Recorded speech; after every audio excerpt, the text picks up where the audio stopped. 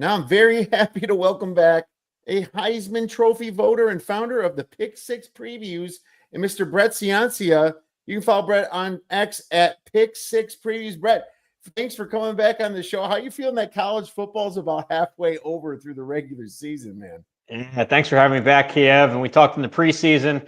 The offseason feels so long. Once you kick it off, it goes by in the blink of an eye. So can't believe we're halfway through. I wanted to slow down and really enjoy these Saturdays, but a lot to break down and glad to be back here mid-season with you. Oh yeah, I'm glad you're back as well, man. And a couple guys pop in the chat. What's up, Bobby? Thanks for stopping in. Good luck this weekend to you too. AK 4 minutes late is this is unacceptable. I actually had an internet glitch, man. So sorry about that. I had to reset, and there was Brett sitting there. I'm like, dang it. But hopefully that doesn't glitch again, because that we're at the unfortunately at their mercy, right? We're at the mercy of our internet, but we'll see if we can get through and get some good content for you guys. But hey, man, I always like to ask, top five. What do you think? Like, what was your preseason top five, and what's your top five right now? Yeah, so in the preseason, I, like everybody else, had Penn State and Texas at the top of the leaderboard there. They were the 1-2 punch. I had Alabama high. I had Ohio State up there. And I believe fifth might have been Oregon or Clemson. A lot of that is shaken out the wrong way. I think that was pretty much consensus where people were picking Clemson in the ACC. Penn State was a top five team, however way you slice it, and Texas was also a top five. Those three are just train wrecks. So my current top five, because that's what matters here. We're midseason. Number one, you got to start with Ohio State. I think a very complete team, both sides of the ball. Top recruiter, great transfer additions. I love their receiver core. Their offensive line is playoff battle tested. It's a lot of the unit that made that run last year. And then look at the defense. Incredible coaching job by Matt Patricia with 9 new starters. They're arguably the best defense again. And then real quick with Julian saying, you have a true freshman or a redshirt freshman quarterback. I like that they've eased him in. It's been great coaching by Ryan Day. Now you're starting to see that vertical pass game be implemented. And once that is going, look out. They're number one. So we'll start with them. Miami, I have number 2. Both lines of scrimmage are dominant. I really like their size, their speed, their physicality. Carson Beck just seems in control. He's getting the ball to some great receivers. That defensive line is nasty. They really bolstered their defense through the transfer portal with 5 4-stars in the secondary. You're seeing it come to life. Looks like a complete team. Number 3, I've got Oregon. And in the preview magazine, what I wrote about Oregon was that they were my 2026 national champion. I thought that next year, this younger roster, they'd grow up, and then next year would be the year they cash in. I might be a year ahead of schedule here. I mean, they looked the part already. They went into a raucous whiteout and won. Dante Moore's playing really, really efficient at quarterback. It's athletes all over the place. So they deserve a top 3 mention there. Number 4, Alabama. Now, if you asked me this on Labor Day, I would have thrown them out of my top 25 the way they performed against Florida State. But since that moment, they've really grown up. Ty Simpson's playing at a really high level at quarterback, extending plays, limiting turnovers, getting the ball to his great receivers there with Jeremy Bernard and Ryan Williams. Jam Miller, a workhorse running back. The defense needs a little work in the run game. They're timely with turnovers like they did to Vanderbilt, but maybe some holes in their run game. I want to see them improve, but still my top SEC pick right now. And then number 5, Texas Tech. All that oil money came to fruition. They really rallied their boosters. They bought an incredible defensive line. You're seeing that. Baron Morton, a battle-tested quarterback. He's really clutched in the fourth quarter. Haven't even needed much of a fourth quarter this year because their margins of victory are incredible. 5-0 straight up, 5-0 against the spread. 24-plus points margin every single game, and a plus 200 yardage every single game. They're the only team in America that can say that. So that's my top 5, and I feel pretty good about those right now. I think that's the same as Bobby's. You said Alabama, right? Yeah, Bama 4. Yep. Yeah. So yeah, and he says no order. Same thing as Bobby's. There you go, Bobby. Myself here, I'm gonna pat myself on the back a little bit because I kept Ohio State number 1 since last December. All right, so I'm still on them. Nice. But of course I had Texas somewhere in there. I had Texas 4th, and I had Penn State 2nd, and we can kick those guys.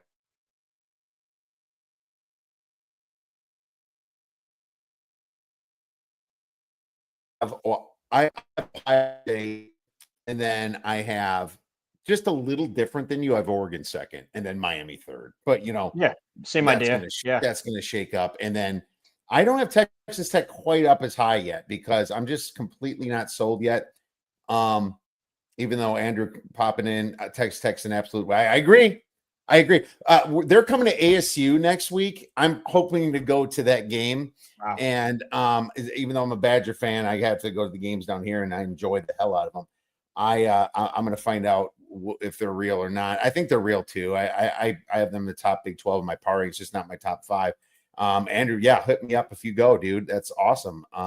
Andrew just lives down here too, so I'd like to get together with him one of these days. Follow me through the show. And then Bobby, yeah, he's got Clemson as biggest toast. I was at least a little right about Clemson falling out, so I'll pat myself on the back a little bit on that. But it is what it is. I should have bet their season win total, or I just took other teams instead, and it wasn't Miami, it was Georgia Tech. But I think it's going to be Georgia Tech, Miami in that championship game. But what else did I miss here? I had Mississippi. I have Ole Miss and Alabama at third, fourth, and fifth. So really close. And to be honest with you, Indiana's lurking too. So hopefully we get to that game a little bit. What else were you like right or wrong on that you want to reflect on midseason, Brett? Well, they're not wins yet, but I released 7 win totals with my Pick 6 Plus, the premium edition. And so far, 5 have moved in the right direction, and 2 are about stagnant. And what those are, it was TCU over 6.5. That's almost, they're about to eclipse that pretty soon. Washington over 7.5, USC over 7.5, Baylor over 8.5 or over 7.5. That one's about even odds right now. I'm not sure we're going to get Baylor. I'm there too. Bama was over 9.5. I took that, and like I said, after the opener, I almost threw that in the trash. But they're now at even. Yeah, they're back at even odds for 9.5. So I have that one in the maybe category. Who else? I sold SMU. I did an under with them, and they went out and dropped 2 games early in the non-con. So I think we're trending well with that one. And lastly, Miami. I mean, that one's on fire right now. They've won all their toss-ups over Notre Dame and Florida State. So that was over 9.5 plus money, if you can believe it. So right now, as it stands, if you're looking at how the money trended, it looks like a 5-0-2. I think the 2 with Baylor and Bama are still toss-ups. So again, I don't want to celebrate yet, but right now they're trending well with the win totals. Oh, that's great, man. That sounds awesome. So it looks like your advice has been going very well so far, and it's good to do that reflection. Anything, was it only 7 that you gave out? Is there anything that you missed on? I can tell you, I have Baylor as well. I'm a little bit worried about that. Bobby's got Baylor. I have to pull up a couple of mine, but I know there's a few I missed on. I think Southern Miss, I thought they were going to be way better, and I'm wrong about them. They still possibly could get to their win total, though, but I just thought they'd be a possible championship because of just the fact that they had the coach there, Charlie Huff from Marshall, that won it there last year, and they returned all those players and brought them over there. But I think I might be wrong about that one. My Vandy's trending well over. Washington I still think Washington could go over too, so I'm with you on that one. Liberty, that's where I was wrong. Liberty make the playoff. What? Yeah, Liberty's probably. I took them over 8.5. Man, holy cow, did I get burned on that one? Yeah, the Baylor card. I mean, they've been. It's been a roller coaster watching them. If you're on their win total over. I mean, the SMU game down by 14 in the fourth quarter, they rally that one. And then this week, down 14 in the fourth quarter to Kansas State, they got a pick 6. I don't know why they were throwing down there in field goal range, Kansas State, but 2 really roller coaster type games. Now, granted, they did lose one the other way to Arizona State, a field goal decision. So in terms of what I'm wrong on, I mean, Penn State, I picked them to win the national title coming in. I had them number 1. It looked like it was following the same logic as 2023 Michigan and last year's Ohio State. It had that all-in type feel. And I'll give you the Oregon loss. I mean, teams can lose a couple games now in the regular season, and that was a top 5 matchup. But then to lose it twice, the UCLA loss, unbelievable. And for all the credit, or I'm sorry, all the critique that Drew Aller gets, where was this NFL caliber defense against UCLA? Where was this $3 million man, Jim Knowles, and his defense against a guy, Jerry Neuheisel, who had 2 days to prep for the game? And credit Neuheisel, but my gosh, so they have a lot of problems at Penn State. So that's where I was wrong on with that one. Alabama, I mean, I had them really high. They lost the opener, but they're bouncing back. So I'm going to put that one back in the good category. Who else? Texas. I think we all missed on that. Although I will say I never recommended the Arch Manning Heisman hype. I was cautious. You You know, didn't. I yeah, and remember you on were the good. yeah, and we had that stat. I think it was on this show where we talked about the last 12 Heisman favorites in the preseason did not win it. I didn't think it would come out this bad for Arch, but yeah, that ticket's not going to hit. No, it's not. And I stay away from everything Texas too. So except for the under, I just didn't want to take anything on them. I'm glad I didn't. Now this is such a short favorite with a John Mateer, and we'll get to that game later. It just tells you everything you know about Texas. And yeah, Bobby, we don't need to talk about Liberty anymore either. So looking at all this information, you just mentioned Pick Six Plus. Can you tell us a little bit about that?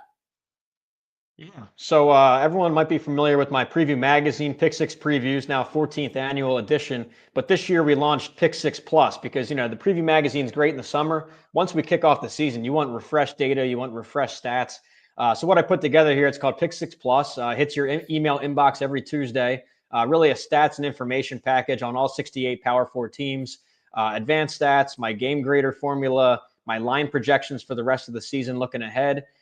Even situational splits, how's a team off the bye? How's a team after a win? How are they as a home dog? All the other betting splits you'd want to see current year, the last 3 years. And then I put in there a talent profile looking at who has the most 5 stars, 4 stars, NFL draft prospects, because that stuff can give you a little edge too in the betting markets too. So basically a stats and info package every Tuesday. And I have a couple samples if you want to see them. If you want to sign up, I'll get you, obviously, yesterday's edition. We're recording here on a Wednesday, so I'll get you caught up the first couple editions here. But yeah, thanks for bringing that up. It's called Pick Six Plus. Oh, it's great too. And I have it, and it's got some really great information. I wanted to ask you a little bit about that, like the power portal. I really like that section there. What are your thoughts about the returning production versus the transfer portal ratings disparity this year for 2025? I mean, just to sum it up, it seems like the transfer portal teams are doing pretty good. Yeah, no, it's great. Each week in Pick Six Plus, I put a little bonus page in there. And this week, what I wanted to highlight was the transfer portal teams. And you look at who dominated the portal in 2025. It was 7 teams. It was LSU, Texas Tech, Miami, Ole Miss, Oregon, Florida State, Missouri. So those 7 teams, if you look at their straight up record, they're 32-3, and 2 of those were against each other. So if you take that out, it was really they're 30-1 against the field. And that's straight up. If you look against the spread, though, it's just as dominant. 23-8 against the spread, good for almost a 75% clip. So these transfer teams are dominating so far. And when you can compare that to the returning production stat, which that used to be a great indicator, I think it still has some value. It might be case by case. It's been a little hit or miss this year. The top teams from each league, you had Clemson, you had Arizona State, Vanderbilt, and Illinois. So far, overall, 16-5. It's okay. But against the spread, they're 500. They're 11-10. And dragging that down really is Clemson. That was the problem in that batch right there. Really, just we all missed the mark on that one. I don't know what to say about it. Just didn't come out as we expected with some 20 starters back. So yeah, transfers versus returning production. Right now, the transfer portal is increasing in value. I think it's important to include in the preseason magazine and in your forecast going forward. I think it's a huge advantage. Absolutely. And it's smoking it this year, especially when you look at Texas Tech. I was trying to be a little leery of them because of transfer portal. I wasn't ranking it high enough. And yeah, of course, you look at the top 4, but then you get to Kennesaw State, and then you get to like Rutgers. You get to Baylor, who has not been great. USF's been fine.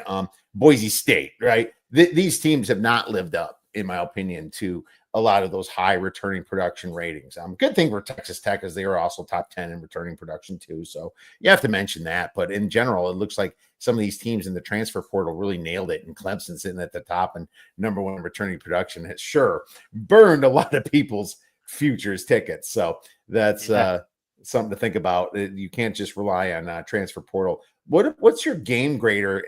Can you explain? Well, I know what it is because I've used it, but can you explain to the audience what your game grader is in your Pick Six Plus that comes out every week?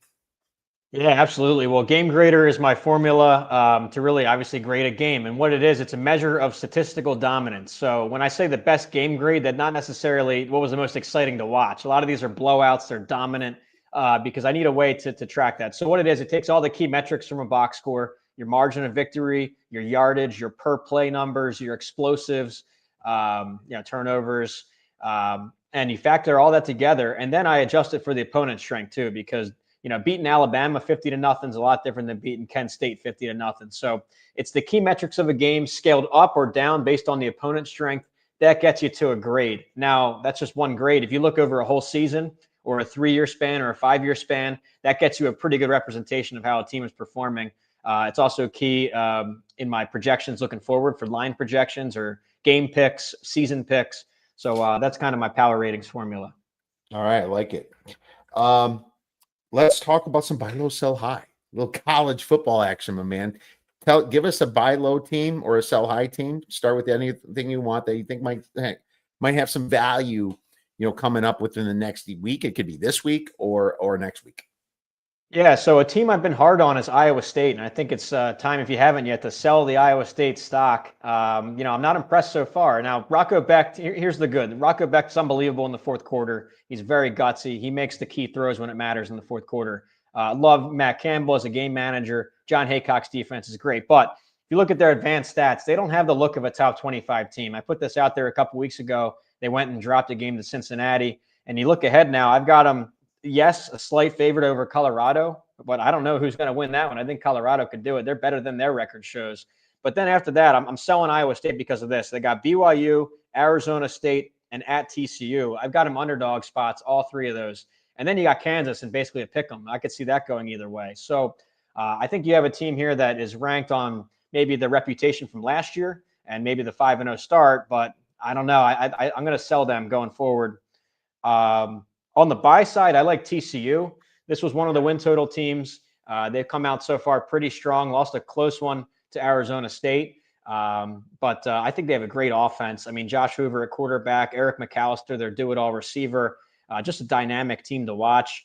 Little concern on defense. They're going to have to win some more shootouts going forward. But looking ahead, I've got them favored in a lot of games down the stretch. So that's a team that isn't ranked right now, I think is a top 25 team.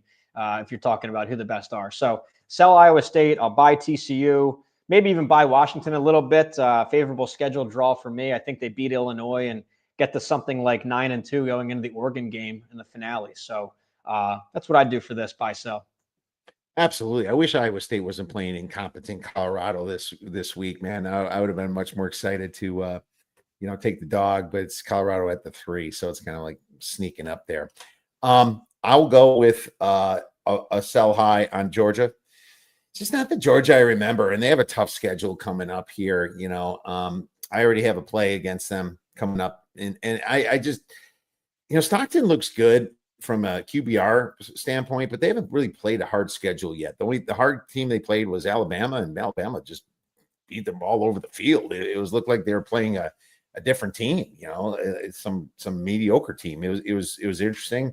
I just think they're suspect. I don't think it's one of Kirby's best teams, and they're not great in the trenches like they used to be. So, in my opinion, I'm selling Georgia, and you can throw Michigan in there too. I'm considering selling them this week also, so we maybe will get to that Michigan versus USC game. I was not impressed with what they did with my Badgers last week. This Badger team's horrible, and Michigan struggled a little too much to pull away. Also, let that back door in as well. My buy low is Penn State. Hate to say it, but I mean, can you get it lower than this? I think they know that, they had their tough game against Oregon. They had their letdown at UCLA, but man, it's still a team where James Franklin is a bully, and he bullies the smaller teams around. And guess what he's got left? Mostly small teams minus Indiana. So it's going to be bully, bully, bully. It's 21.5 right now with Northwestern, and I'm seriously looking at laying it, just thinking that it is a get up spot from hell for them. So I unfortunately have to buy low on James Franklin. Yeah. No, I mean, they're like one of those tech stocks that goes sky high and then tanks with the UCLA loss. You might have an opportunity to buy back in here. Yeah, Northwestern only 21-point dogs. I mean, I think Penn State covers that. And your point on Michigan, we'll get into it later. I don't know what to make of them because it seems to be, you have your true freshman quarterback, but the emergence of Donovan McCulley has impressed me. I think that what they were missing was playmakers on the outsides. He did have a big game against Wisconsin. I know the rest of the team came up a little small, but that emergence caught my eye. We'll see about the USC game this week. Yeah, it's the coach, Sherrod Moore. I just think that he's their downfall, and we'll see what happens with the USC. But USC's got a tough schedule coming up with Notre Dame and other teams as well. So we'll get into all that fun stuff. Let's get into a 6-pack of games then, starting with Ohio State versus Illinois. We kind of both picked this one. The spread right now is 14.5. It's kind of creeping towards 14. The total is 49.5. So I'll go first here. It's a total play for me. I've been eyeing it up since it came out. Illinois has just not been great on defense. I know this, but they showed some poise when they played USC a little bit on the road at Purdue. It's not like their defense is the worst. It's just not good. But it's Ohio State is a type of team now that just isn't flash. They're slowing it down. If you take out the FCS game that they scored 70 on, I think it was Grambling, they only averaged 29 points a game. But this defense in Ohio State is one of the best defenses that I've seen. And you know what's funny about Jim Knowles and Patricia? It's like, was Knowles good and now he's bad? And now Matt Patricia, who was bad, is good? I think that these coordinators are just, I don't know. Patricia, I don't think is any good. And I think Jim Knowles is better than he's getting credit for at Penn State. It was just a bad spot for the kids. But either way, the talent is there. You sure can look pretty dang good when you have talent. And you can ask Bill Belichick about that behind the scenes because he's not going to answer you honestly. Anyway, but, this is a Buckeyes team that might hold this team to 6 points. And I'm fine if it's 40-6. I think there's a lot of ways that this thing can go under. Both teams play very slow. Ohio State ranking 124th in tempo, while Illinois ranks 114th in seconds between snaps as well. I just think the Buckeyes could easily cover this spread, but I also think that Illinois cannot score some points. So I also like the Illinois team total under clearly. But, for this show, I'll take under 49.5, Brett. I like it. And we both picked the same game, but I'll do a different side. I'm going to take Ohio State minus the 14 or 14.5 based on what you get it. I just think they're the best team in the country. They're dominant both sides of the ball. And what they showed me against Minnesota was now they're starting to open up that vertical pass game. They were very conservative to start it out the first 5 games. Then now you see Sion hitting deep balls to Jeremiah Smith and Tate, and they're great tight ends. So I like what we have with Ohio State. Illinois, here's a spot for them, is that only 4 teams in Power 5 have not had a bye yet. It's one of those calendar years where we get 2 bye weeks. They haven't had a bye yet. So they're going on their 7th straight game. It's been a grind. I mean, they had that Indiana blowout loss, that physical game, the USC, the back and forth game-winning field goal game, the Purdue rivalry game. So I think they're just coming in exhausted. Meanwhile, Ohio State's kind of been in cruise control. The starters, I don't think, have had to go on the distance except the Texas opener. So I think you just have a bad spot for Illinois. I know Big Noon Kickoff is in town, but I think Ohio State's going to roll. I just think they're going to suffocate that offense, and they're going to do what they want on offense when they have the ball. So I'll go Ohio State by 14. I like it, and I'm leaning that side as well. I'm just waiting for a better number. See if Illinois becomes a public dog here. If that's the case, I'm certainly going to be on Ohio State. Here's a game of the week: Houston versus Oklahoma State. Now, of course, there is a worse game. If you want to talk UMass versus Kent State, the 2 worst teams in the nation are playing each other. I think we can get away from the sicko for now, but if somebody wants to bring it up in the chat, we'll have to cover it. This is a gross game too, but Oklahoma State plus 14.5, total 47.5. I'm hoping this is the lonely time that I have to bet Oklahoma State because I have to. I mean, this is just a better. You got to get dirty, man. You got to get a little dirty sometimes. The Cowboys are terrible, but if there's any wins on this schedule, it is this one. And this team has been embarrassed. But the Cougars just suffered their first loss last week to Texas Tech, but they haven't been that impressive to me throughout the year. Looking at their schedule, it's been pretty easy. They haven't played anybody with a pulse. Oklahoma State, terrible, 127th in offensive EPA. But they might be able to run the ball against this Cougars defense that ranks 84th in defensive rushing success rate. The Cougars rely on their pass defense to win games, but their offense is also terrible. And that's really why I'm taking 14.5 here. 124th in success rate, 121st in EPA. That's what Houston is all about this year. Just defense and bad offense. They couldn't score against Texas Tech last week. Fluky score.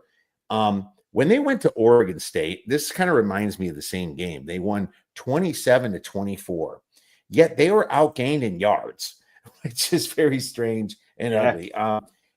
I'm just going to get dirty here, hold my nose. I'm taking 14.5 for 2 stars, man. And I know they just lost their tight end to the transfer portal, but I don't think that matters when you're losing on these games. And throw it to that's the least of their concerns. Yeah. Exactly. And you're right with Houston is that Oregon State game, they trailed big in the fourth quarter against Oregon State. They really needed a miracle comeback to pull out of that game in Corvallis, or else we'd have what would that be, 3-2 coming into this. It's been a little misleading record, I think. And they also have injury problems. I think Connor Wigman, their quarterback, he left the game against Texas Tech.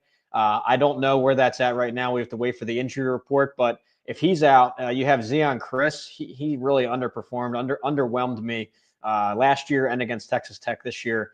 So, yeah, I mean, it's crazy to pick Oklahoma State. But you're right. If there's a spot to do it, you got a touchdown or 2 touchdowns and a hook. We'll see. But they've looked really, really rough. I'll go with you on this one. All right. It's hold your nose. We'll reconvene later. It looks like Bobby's against me, but that Connor Wigman, he better play. That's all I have to say, man. He better play. You got to get some points somewhere. Let's go to the next game here, and this is one that you picked. TCU versus Kansas State, and Kansas State's a home dog plus 1.5, total 55.5. Yeah, so I've been high on TCU. I mentioned them throughout the show already. They were one of my win total teams. I had them as a buy low in the stock market indicator there. But with TCU, love the offense. We've all seen it now this season, last season. They can score points. They can throw the ball pretty much at will. The defense has some concerns, but Kansas State has really underwhelmed this year. A lot of one-score games. They should have lost another one to North Dakota, the FCS opponent. Really underwhelming. Their coaching decisions in games, their ball control at the end of games, like they can't salt away games.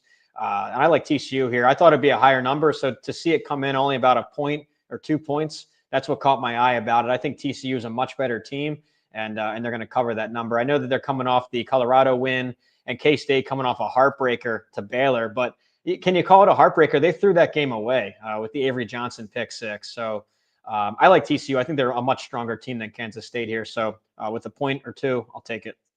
I took it as well. I agree with you. I lay minus 1.5 at Kansas State. And Kansas State, the way they lost that game, I don't know how they're going to get up again, because now you have 4 losses. You're 4-2. Yeah, of course you can make a bowl game, but I'm not sure if that's what they're thinking here. They do come back home. It's usually a pretty good rivalry between these two. It just a short 2 years ago, they're in the top of the Big 12, right? They're the kind of teams vying for one in the Big 12 championship, one made it to the 4-team playoff, right? But it's just TCU's too strong on the offense, and TCU could have won at ASU and just blew it. They rebound against Colorado, and now going to Kansas State, I think they kind of put the pedal to the metal. It was too low of a spread for me not to take, and I'll make an official podcast play as well. I'll lay it with TCU with you at minus 1.5. I like Sonny Dykes over there. He knows how to put on points against almost everybody. So, did you catch the ending of that TCU Colorado game? If you were a bettor in that one, oh my gosh, because it was minus 13.5, and they were just going to run the clock down, and Hoover bombed it to the end zone on the final play. That's just the kind of stuff. I mean, that's the rush of a gambler. I mean, pro and con. If you're on either side of that, that's crazy. But yeah, let's go with TCU in this one. Yeah, absolutely. Bobby's with us. He said Edwards is back, but Joe Jackson got more meaningful snaps. Yeah, it's funny. There's going to be a little controversy at quarterback, but that's another thing I'm not so worried about at Oklahoma State, because they all suck. So they all suck equally. They just need to suck to not less than 14.5 points. Next game, let's go to Georgia versus Auburn. Auburn plus 3.5, total 45.5. I got a little better of a number. That's okay. I still like it here. I remember the days we used to rely on Georgia's defense, but it's not this year. They're not ranking in the top 10. Auburn played a great schedule. I mean, at least you can give them that. And they were out of gas at Texas A&M. Now they have the bye. They beat Oklahoma and got refed right out of that game. And everybody tweeted about it. It's just a fact. I give them a win for that. Even after the crap they went through, number 7th schedule on Jeff Sagarin, they still have a positive net yards per play at 0.35. Georgia's lost to Alabama says it all to me. They struggle at quarterback, only ranked 41st in pass EPA, 123rd in explosive plays. You know, they're not, if you can't get explosive plays, you're going against the number 1 opponent rush EPA team in Auburn, you know, and that's a very stingy defensive line they have there this year. So they have to establish the run to make it easier. Gunner Stockton, they're not going to. I like Auburn in a short spread here. It's not even that short. It's 3.5. You got the hook coming off the bye. Georgia's got Ole Miss on deck. It's just a home run spot for the Tigers. This is their season. Auburn plus 3.5 for 2 stars. There you go. And yeah, I agree with you that they were robbed against Oklahoma. You know, the missed call, obviously, but then really just if you look at yardage, and I thought they moved the ball pretty well. The thing with Auburn, and you look back last year too, converting their yardage into points. I mean, they're great moving the ball, and then for whatever reason, they were dead last in the country in field goal percentage last year. Red zone conversions were some of the worst in the country. So Hugh Freeze, I mean, he can move the ball. He's got to find a way to score the ball, and we'll see against Georgia. But yeah, I'll side with you on that one with Auburn. All right, and Andrew says Kentucky moved the ball on them. Yeah, they did move the ball. They just couldn't get in it. That's Kentucky, man. They're like one of the worst in the SEC. Yeah, a must-win for the boys and the Plains for sure, Bobby. Clemson versus Boston College. Boston College plus 14, total 54.5. Now I got to tell you, Brett, I know this is your alma mater and everything, but your Eagles screwed me last week. I mean, I look stupid after that. That was the wrongest thing I had last week. And I'm having a really good betting season right now in college football. But man, I felt ashamed after betting Boston College at Pitt last week. Are they showing up anymore?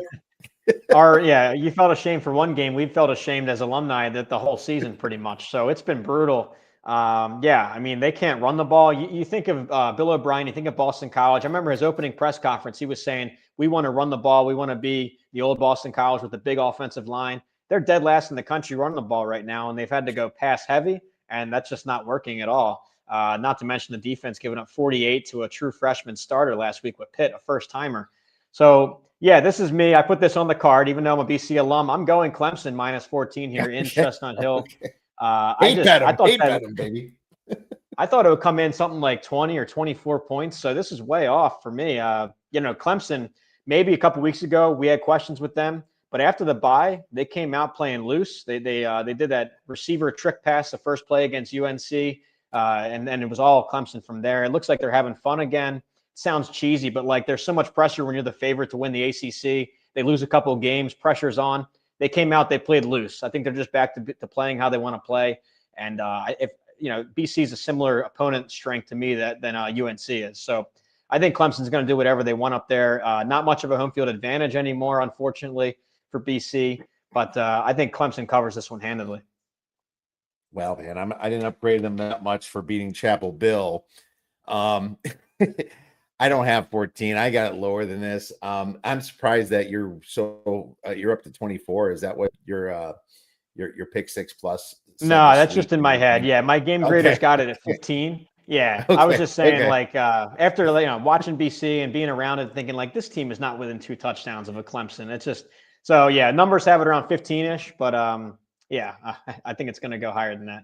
I just remember BC during these games, and they always just make them ugly, and they've done that. But can they do that with Bill O'Brien? I don't know. But this was always a spot I used to bet Boston. I can't, and just like Bobby, I cannot bet Boston College again. I'm not getting burned on that. Yeah. And it's just I don't know what they quit. I don't know what's going on. Clemson has a lot of work to do, but they still have a outside shot of making the playoffs. They got to get to the ACC championship game somehow, and hope Florida State loses a little bit and Georgia Tech, but probably not. But they're gonna play out the rest of their schedule, and this is a big spot for them. And is Clemson coming off the bye?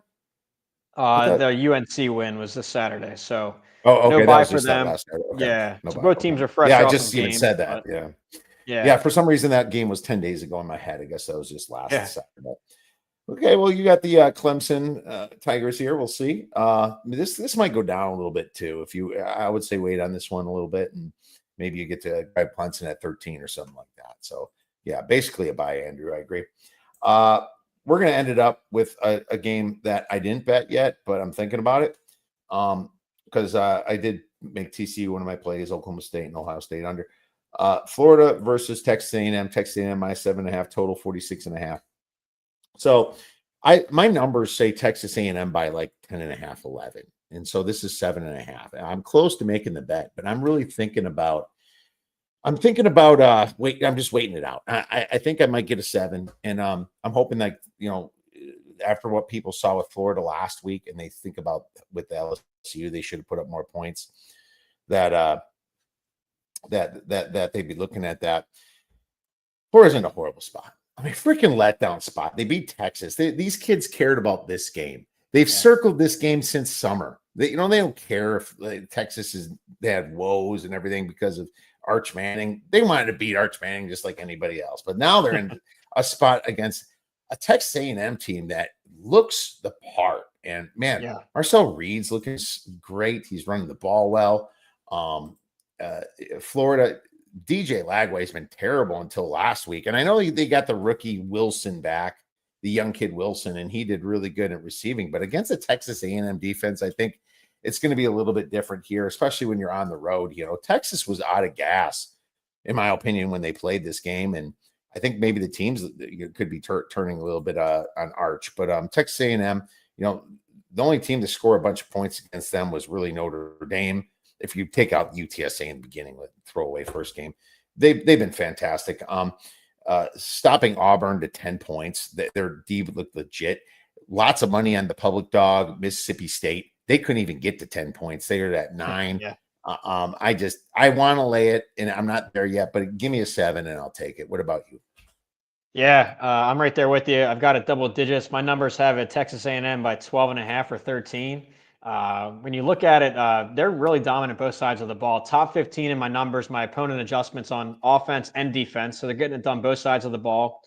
They've answered one of my big questions was Marcel Reed at quarterback from the preview magazine. I wondered how would he look in his first full season as a starter. He really looks great. I mean, he's dealing the ball around. He's mobile. When I was watching him Saturday night, the player comp that came to my head, it's kind of random, but it was Dennis Dixon back from Oregon back in the day. He's got a similar body type, similar playing style. That's a great comp too. I mean, that would have maybe been a Heisman winner if he not gotten injured. But Marcel Reed I like now. That left flip from a question mark to a total asset. The two receivers they brought from the transfer portal are looking great with Concepcion in the return game and as a receiver. Mario Craver, he had a rushing touchdown. They're just getting it done. Where's the weakness on this A&M team? I don't see it. Second-year defensive coordinator and head coach with Mike Elko. He's been great everywhere. So I just don't see any weakness here. It's in Kyle Field. They're going to be up for it. That stadium looks electric. I'm adding that to my list of places I got to get to after seeing that. Yeah. So I think you're right about a bad spot for Florida coming off it felt like almost a bowl game when they really needed it. They put all their emotion into it and credit they got it done. But now you got to turn around 7 days later, go to College Station. So, and lastly with A&M, you asked me at the top, what was my top 5 teams? I think number 6 might've been A&M had we talked about it further. I mean, I really like what we have with Texas A&M. I'm up there with A&M too. I think they're 7 or 8 for me myself. So I'm right there with you, man. Question about Maryland. And we'll get to these hodgepodge games. O'Connor wants to know, Brett Nebraska versus Maryland up to 7. Should I take those points? I don't know what Brett Nebraska must have meant. They bet Nebraska. No, you should not take those points because there's a big problem with Maryland right now.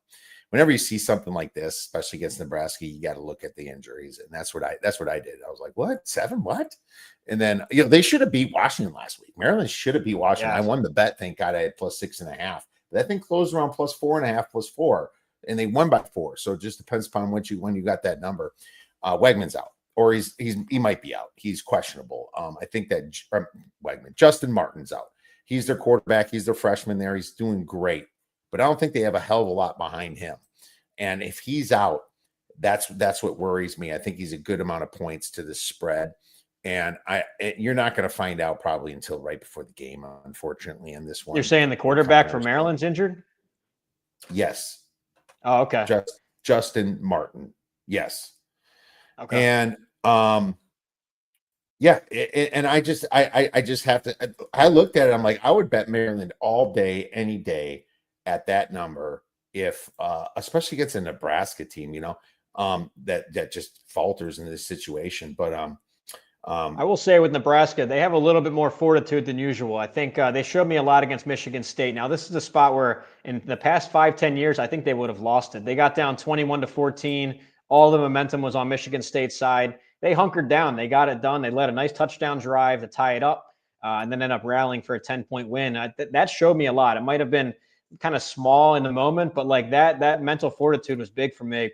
Special teams are finally cleaned up for Nebraska. This has held them back for so long, as far as I can remember. Just the dumb penalties, the turnover margin, and the special teams. Those were the problems.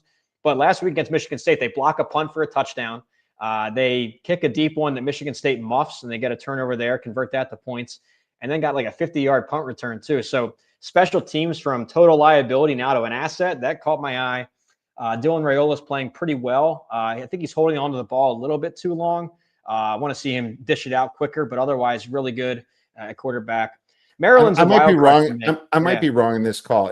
Malik Washington is obviously the one I was thinking about, and then all of a sudden now I see it says Justin Martin. I saw that Malik Washington went out last week. Yeah, So I think you're right. I have to check on that again. Let me check on that. Yeah. But I will bet Maryland, O'Connor, if it's not Malik Washington, if it's just the backup, because I saw him get hurt last week too. And I thought that was part of Washington's comeback. And I was unfortunately on multiple TVs. Let me check into that. But I have a big, strong lean to Maryland. So sorry for cutting you off, Brett. Yeah, I was skeptical of Maryland too. I mean, a quick undefeated start. True freshman quarterback, played well, but against Washington, they really impressed me defensively. Now, this is they held Washington way under their season averages and had that lead. I think it was 20-3 in the fourth quarter. And as a Washington win total guy, I was already chalking that up as a loss, trying to do the math in my head. Where am I going to make up this loss? So crazy rally by Washington to get the W, but. Yeah, I just don't have a lean on this one. My number has it right at 7, so there's really no advantage or lean for me. I think that's an accurate number. You do have a little cross-country road trip for Nebraska. That could hurt. And we'll check in with you about the quarterback status for Maryland. But, yeah, not really one of the strong leans I have in this week, so I'll dodge that question. Yeah, and I'll look into that one deeper. But let's do some hodgepodge, man. And I'm not going to talk about the Wednesday night. I will say that Thursday, there's also some good games coming up, and you got East Carolina at Tulane. Tulane's down to 6.5. This opened at 7.5, and I'll tell you, I grabbed East Carolina plus 7.5. I think East Carolina's a feisty team. They're coming off a bye. I think Tulane is too. I think both teams are coming off a bye, but I like what East Carolina's done this year. They're a weird team because they play fast, yet they're massive to the under, which just means that their defense has kind of been somewhat improved this year. They're 15th in defensive success rate, 9th in defensive rushing success rate. So, if Tulane doesn't get to him with all those crazy plays that coach throws out there, I think that they could slow down Tulane. I will say Tulane has had the harder schedule going to Ole Miss and then Tulsa, but both coming off the bye. I like the 7.5, but if this gets down to 6, I would possibly consider a buyback. What about you? Well, to be honest, I don't cover the non-AQ, so I don't want to give away any bad info. From what I have seen when they crossed over into Power 4 land was ECU was playing BYU. BYU pretty much dominated, but I will give ECU credit against North Carolina State in the season opener. They fought tough. I know it's a little bit of a rivalry action out there in North Carolina. They played well. I think it was a one-score game for most of that game. So I think they're pass heavy, but to your point, maybe a slower or under type team. I'll defer to you on the non-AQ teams, but that's what I've seen so far. The only time I saw Tulane, it was twice. They played Duke, looked good in that one, but then got blown out by Ole Miss. That was not even competitive. You had Lane Kiffin doing alley-oops on the sideline on a basketball hoop. It was not a good look. So I'll defer to you with the AAC picks. All right, fair enough. Southern Miss Georgia Southern's interesting. Georgia Southern, I think, is a little bit better of a team than people think. I think I looked at that one and I just couldn't get to it from a number standpoint. I think that I want to. I'm at 3. I'm actually at the spread. I want to bet Georgia Southern at home though, but just not there yet. Maybe this gets to 3.5 and you see some Southern Miss money, but Georgia Southern's kind of weird Clay Helton team, improving, good passing game, sieve of a defense, but Southern Miss isn't like a pound you to the ground team. Anything on this one? Well, just from the preseason, I remember with Southern Miss, they were trying to be Marshall South. I think that was Coach Huff, and he brought all his guys down there. Is that right? Or is that somewhere else? I think that was Southern Miss, correct? Charlie Huff brought his guys there from Marshall. Yeah. Yeah. I don't know how it's turned out. I mean, I know that was one of your season total picks. It turned out not as good as I wanted, but they are still possibly going over. Yeah, so not much insight here. I don't do the Sun Belt as much as the power conferences, so we'll see. I'm just excited to have this weekday action back and get to watch these teams. Maybe in a couple weeks, I might have some insight for you on the Sun Belt and the MAC because they're always on a Wednesday and Thursday. So I'll be tuning in. I'll be enjoying, but no insights yet. All right. So Bobby's like Southern Miss money line. So LSU, AK. AK says LSU at night. Wow. Death Valley at night. So yeah. They are the real Death Valley now that they beat Clemson. So we have to remember that. This is an 8.5-point spread, and we're going right to a night game. The total on this one's pretty low at 44.5. It's funny to watch seeing these two teams with a low total like this. I do think LSU's defense is legit though. And, South Carolina, Marcel, quarterback there, man. He has been hit and miss for me. I think LSU is a lot better. LSU really needs one of those pick me up games. Now I think they're both coming off the bye. We were talking Nussmeier after week 1 for Heisman, right? And then all of a sudden they stunk it up at Ole Miss. They shouldn't have beat Florida by 10. But this is a perfect get up spot for them. But South Carolina, unfortunately, is also coming off the bye and a big Kentucky win. I lean LSU. What about you? Yeah, I lean LSU as well. And to your point, I don't think any team in America needed a bye more than they did at that point. I mean, they were just exhausted, had all those big headliner games in September, some injury concerns, we think, with Nussmeier and elsewhere. So they really needed that bye. I think you're going to see them come out of this bye refreshed, healthier, and more like the team we thought we had early September. With South Carolina, they've disappointed. Now, I sold them in the preseason. I did not have them in the AP Top 25. Did not make many friends in Columbia this year, but so far, I mean, they got blown out by Vanderbilt. They lost by 9 to Missouri.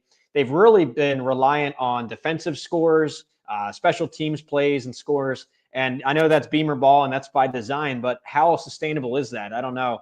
I don't know if that's going to hold up. So I have LSU by about 10 to 12 points. So I'm going to take LSU at home here to cover. Fresh off the bye, I think they're going to round back into form. Possibly. I just think Lenore's. I think if you look at like home road discrepancy, it is bigger with South Carolina. I think South Carolina has really failed. They went to Missouri, lucky to cover 9.5. They lost by 9. I was like one of those. That's their only true road game because the Virginia Tech win did not age all that well. LSU, they needed 2 punt Tiger returns State. in that, right? Didn't they need 2 special team scores to beat Vanderbilt? Or I'm sorry, Virginia Tech. And looking back on that, that's one of the worst teams in Power 4. So, I'm very skeptical of South Carolina.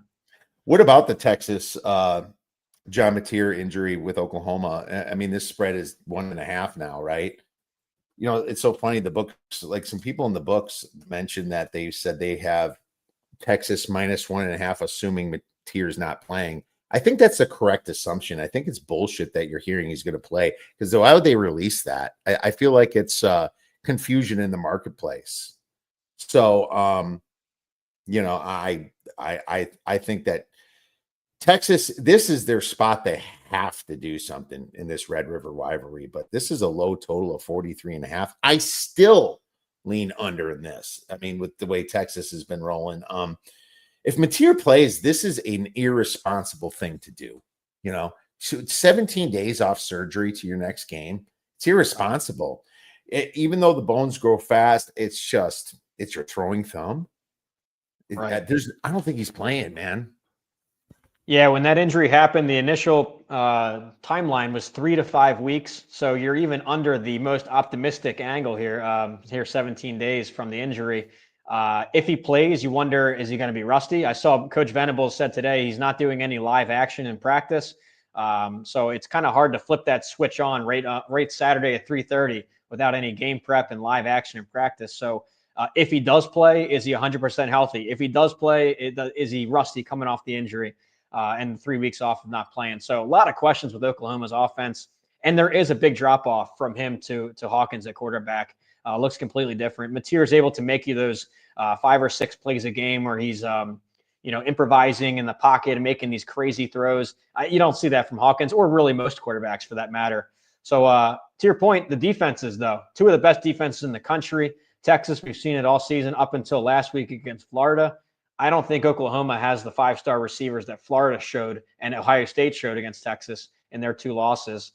Oklahoma, great defense as well. R. Mason Thomas at defensive line, maybe one of the best defensive lines in the country. So, yeah, it's funny to think that the Red River shootout, usually, somewhere in the 60s or 70s for points, could go Big Ten West style. But I think it's 2 really strong defenses and questions on both offenses. So I like the under there too.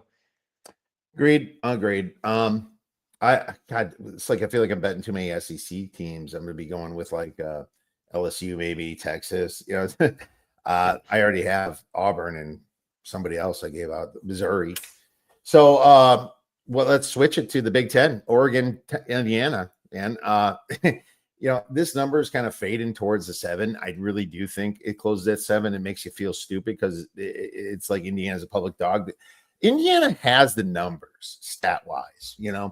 And it's not like they had the best schedule, but at least they played Illinois. Is that Penn State aging all that well, for Oregon? Right. Is it aging all that well? It sure didn't last week. I guess I'd still call it a quality win. It's a very good quality win, of course. I'm not going to bullshit here.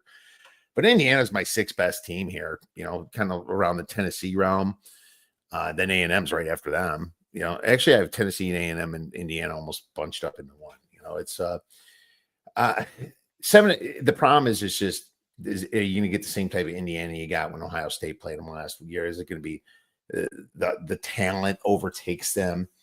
I think if you're going to take Fernando, well, I'll save that for beer bet bangers. But I mean, numbers wise, I really do have Indiana covering this at 6.5. It's a late afternoon game. It's not that late here on the West Coast though. It's 12:30, so it's still gonna be like daylight, come the end of this game. But man, it's I mean, my numbers say barely Indiana right now, but that's where it's moving towards. But I kind of feel like a sucker. Like this is kind of the old bets that I'd make and lose. This team that up and coming, and they're like, yeah, they can play. People think they can play with the big boys, and they get smoked. But we saw that last year, and I will say when Indiana did play Notre Dame last year in the in the playoffs, they did kind of make a little comeback. Notre Dame let them back in, kind of, but played prevent and everything. But I believe that this Indiana team is better than last year. I have them power rated higher. I've seen them play. If they can play like they did against Illinois, then this will be a game. Yeah, I agree with you. I checked in around Oregon by 3 or 4 in this one, so maybe some value there with Indiana. I think that spread's a little too high. When you're looking at both their stat profiles, there's really no weakness either side of the ball. I mean, they're both getting it done on both sides. Dominant margins of victory. I know that the Illinois game might not be like as high a caliber team as Penn State, but the margins what caught my eye. Plus 53 in points, 63-10. The highest game grade, we talked game grader earlier. That's my number 1 game grade of the whole season so far. It's just absolutely dominant, plus 400 in yardage. So I like Indiana to cover the points here. Great coordinator action. I mean, all 4 of them in this game. Tosh Lupoy and Will Stein on Oregon, Shanahan, and I think Haynes really getting it done in Indiana. Something's got to give, though, if you're looking betting perspective, because Cignetti is 12-6 straight up. I'm sorry, not straight up, 12-6 against the spread at Indiana. Landing 16-7 against the spread at home. So one of the hardest home environments. They're 18-0 the last 3 years in Autzen Stadium. Something's got to give. I agree with you. It's kind of an even game to me. So I'll go Indiana with 7.5, but I'll still have Oregon winning a close one. Yeah.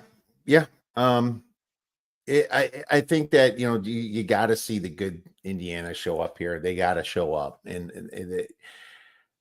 it's numbers wise. Indiana's killing it, top 3 in EPA in both offense and defense. But the schedule is easier. We know that, but both of these teams are like 3.3 net yards per play. I mean, these Unbelievable teams. stat. Yeah, that's huge. I mean, that's unheard of.